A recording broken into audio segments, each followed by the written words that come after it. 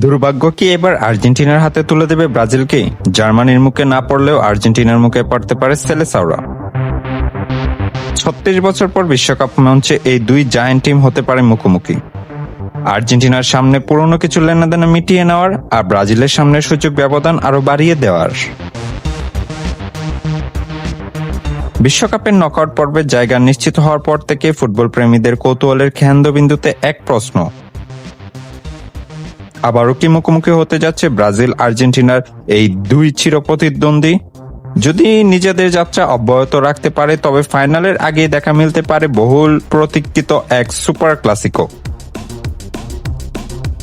বর্তমান champion Argentina যে group থেকে শেষ ১৬ ওঠার পথ অনেকটাই পরিষ্কার করে ফেলেছে। প্রথম দুই ম্যাচে জিতে তারা নকআউট নিশ্চিত করেছে। তবে গ্রুপ সেরা হওয়ার সমীকরণ নির্ভর করছে জর্ডানের বিপক্ষে শেষ ম্যাচের ফলাফলের উপর। শীর্ষস্থান ধরে রাখতে পারলেই রাউন্ড অফ ৩২-এ তাদের প্রতিপক্ষ হবে এইচ গ্রুপের রানার্স আপ দল। অন্যদিকে ব্রাজিলেও নকআউট পর্ব মঞ্চে পৌঁছে দাপটের সঙ্গে।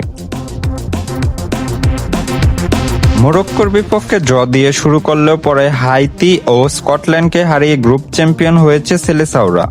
পরবর্তী ধাপে তাদের সামনে অপেক্ষা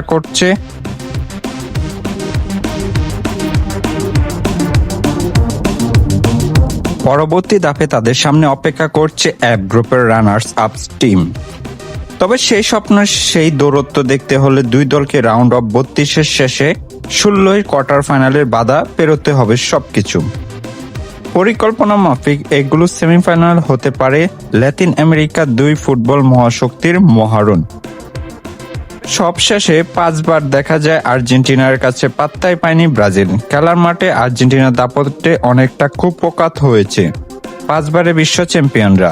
তাই এখন পর্যন্ত সম্ভাবনা সূত্র ধরে যদি এই ব্রাজিলের চেয়ে আর্জেন্টিনাকেই ফেভারিট মানবে ফুটবল প্রেমীরা।